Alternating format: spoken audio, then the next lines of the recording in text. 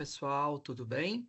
Nós estamos aqui para nossa aula, né, da disciplina de gestão escolar, diversidade e direitos humanos, do curso de liderança educacional, novas abordagens para inclusão e acessibilidade. Espero que todos vocês estejam bem e hoje nós vamos falar um pouquinho, né, sobre essa disciplina.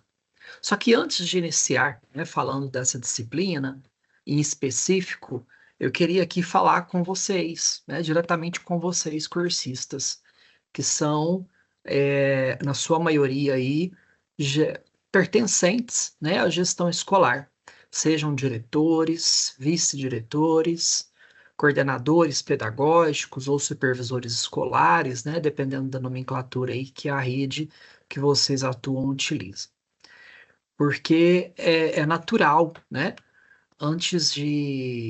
Quando a gente entra, né, no mundo da gestão escolar, por vezes é sinônimo de se sentir em uma ilha, né, em uma ilha isolada, né?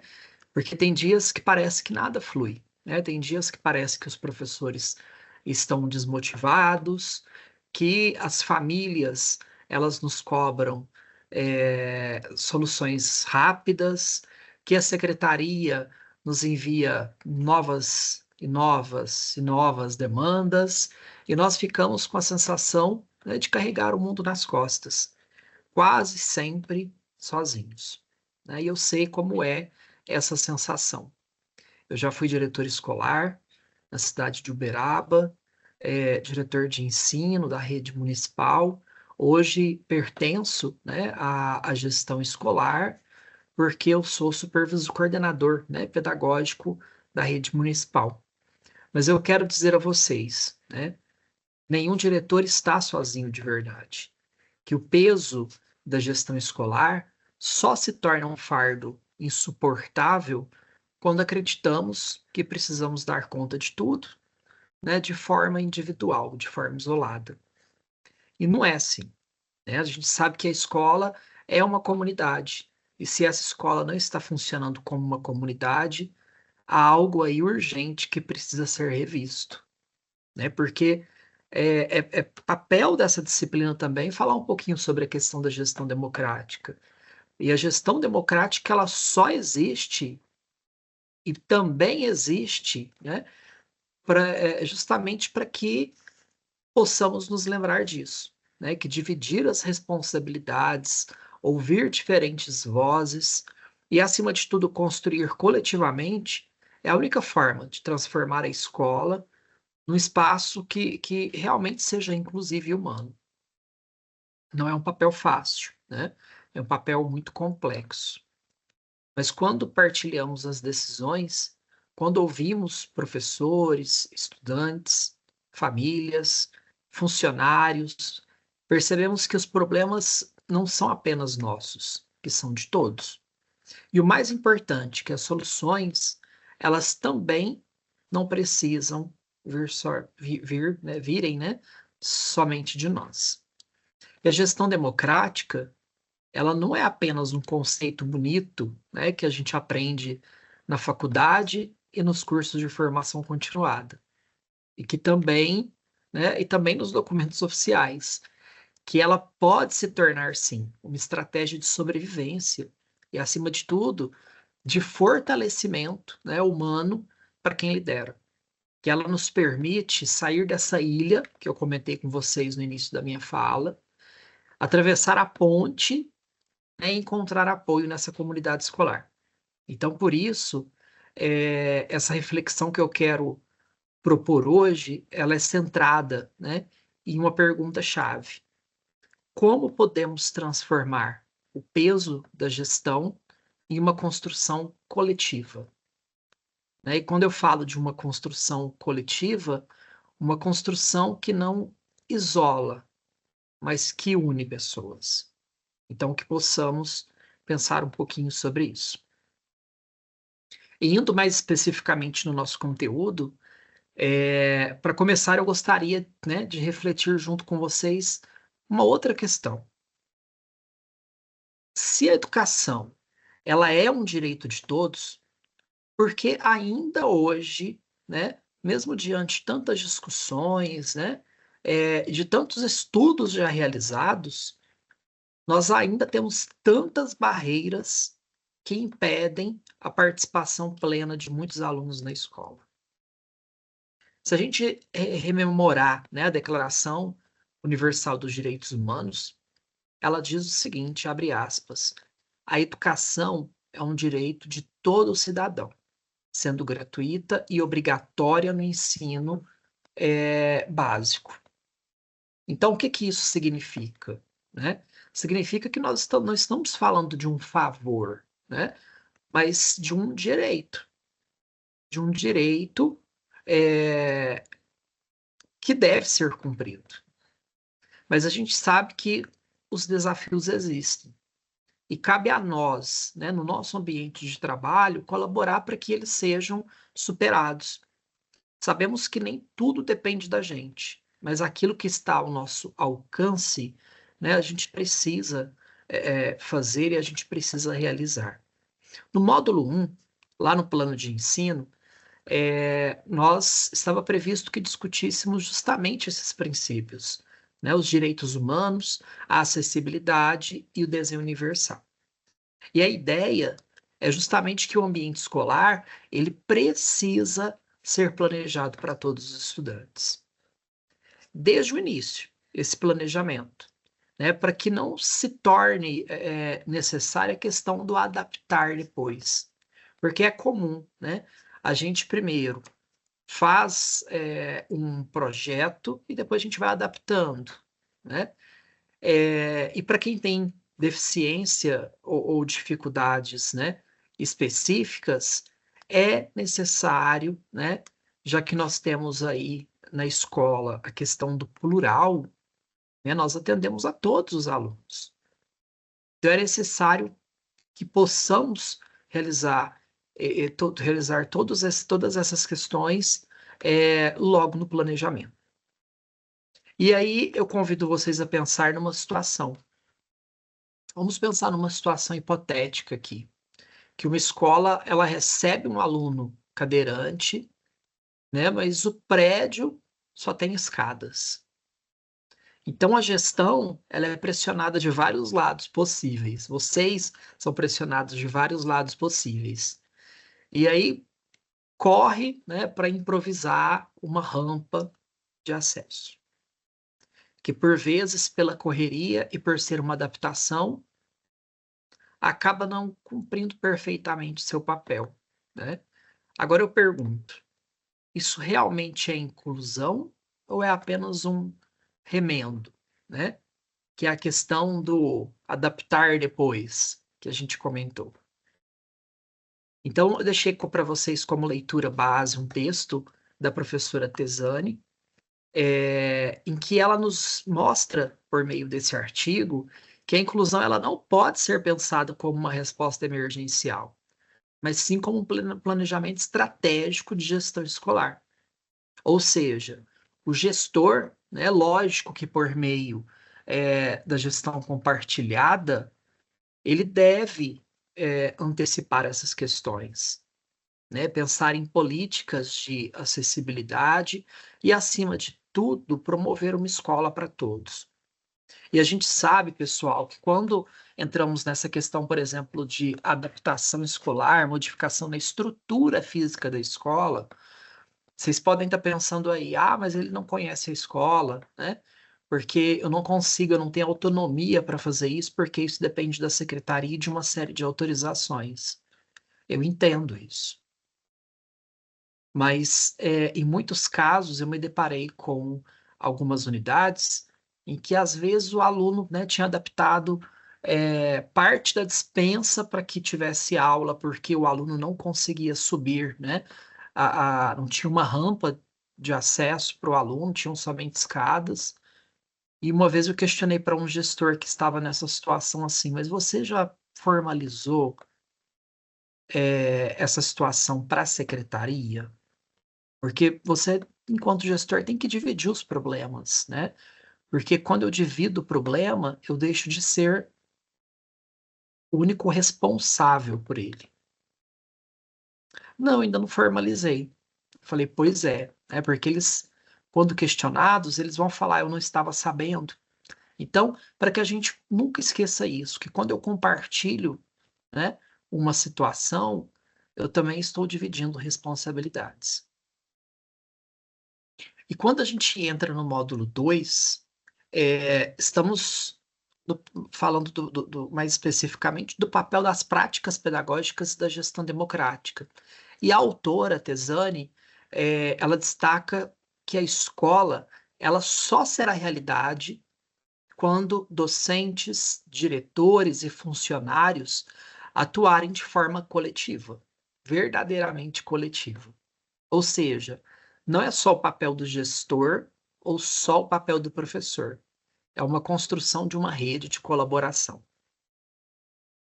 E quando a gente fala isso, vale pensar em uma outra situação problema. E se numa reunião pedagógica, né, um professor afirma que não está preparado para trabalhar com alunos com deficiência intelectual e sugere nessa reunião que seria melhor criar uma sala especial só para eles. O que você, enquanto gestor escolar, supervisor, coordenador pedagógico, queria argumentar com esse professor? Porque um questionamento assim, ele nos mostra várias vertentes, né? Inclusive algumas fragilidades do próprio grupo. E a gente sabe, pessoal, que às vezes alguns comentários e alguns posicionamentos, né, de professores e dos servidores em geral da escola pode ser por falta de formação adequada, né? Nós presenciamos hoje as licenciaturas sofrerem um apagão, né?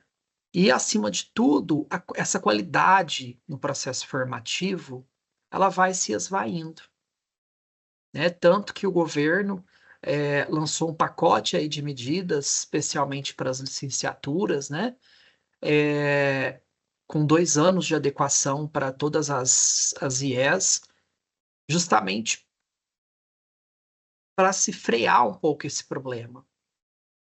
E quando o professor questiona isso, isso é um dilema real, né? E a partir do artigo, nós sabemos que a gestão ela deve atuar formando a equipe, promovendo a formação continuada, né, e estimulando práticas de cooperação. Então, o gestor ele precisa encorajar o professor a enfrentar esse medo da mudança, lembrando que inclusão não é uma opção, que é um princípio de justiça social. Então, é muito forte a gente falar isso, mas muito necessário. E que a inclusão, ela está para além das barreiras físicas, né? Porque no texto base a gente percebe que inclusão ela não se limita às barreiras arquitetônicas, que não basta construirmos rampas ou banheiros acessíveis, que é preciso rever o currículo, adaptar metodologias, né, e flexibilizar o processo avaliativo.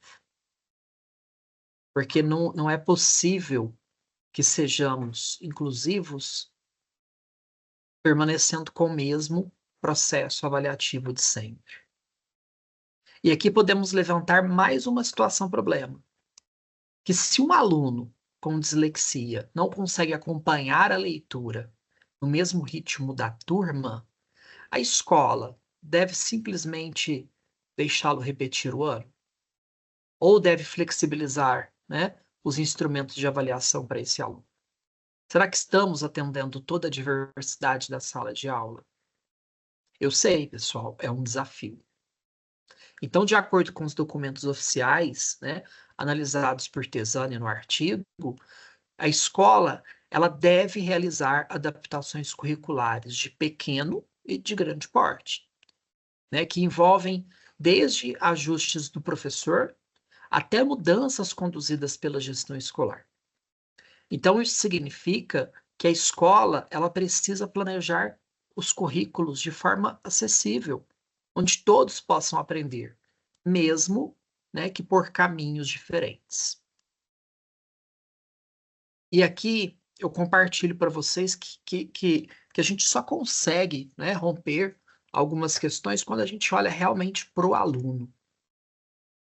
Porque às vezes a gente vê um aluno lá hipotético aqui agora, né, o João, que está quietinho lá no fundo da sala. Mas será que nós realmente estamos olhando para essa pessoa, para esse indivíduo que carrega uma história?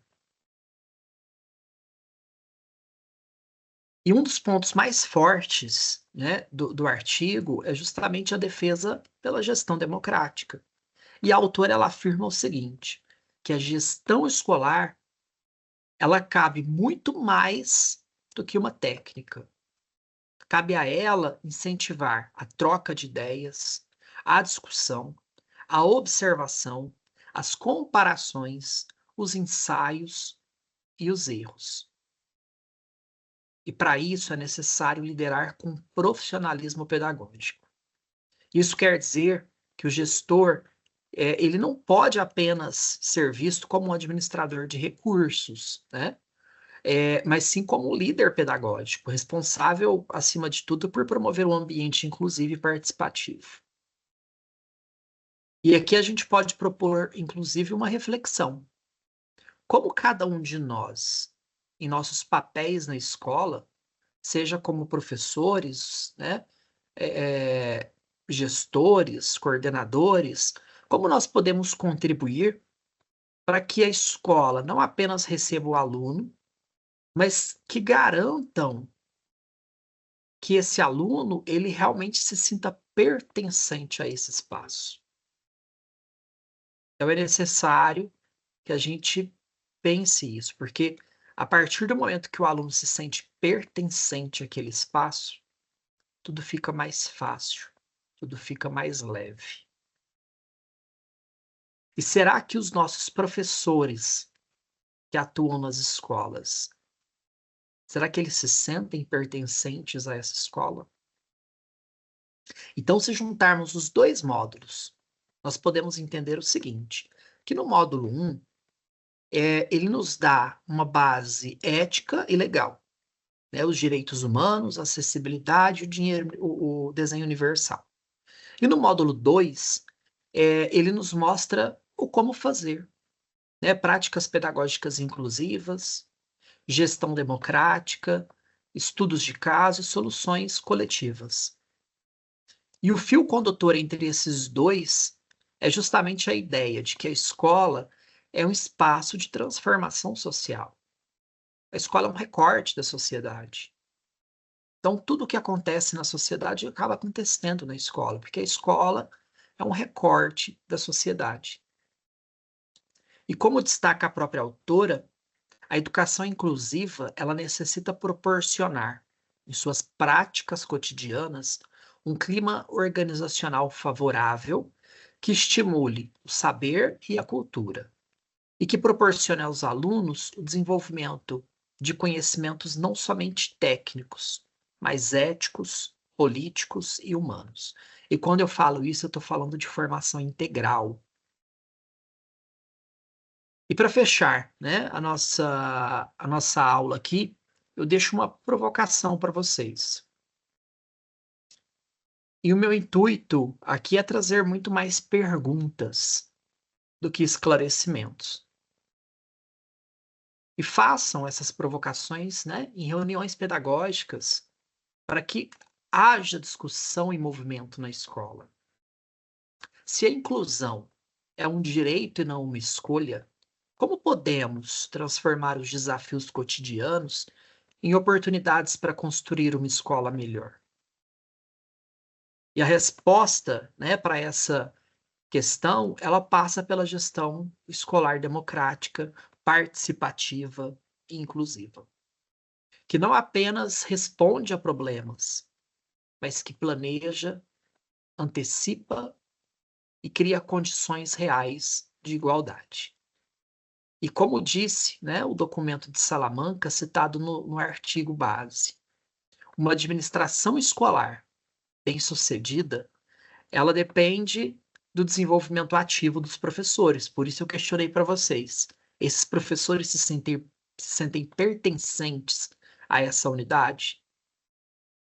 Gente, porque enquanto professor, a maior satisfação que nós podemos ter é nos sentirmos parte daquele grupo, parte daquela estrutura, daquela história.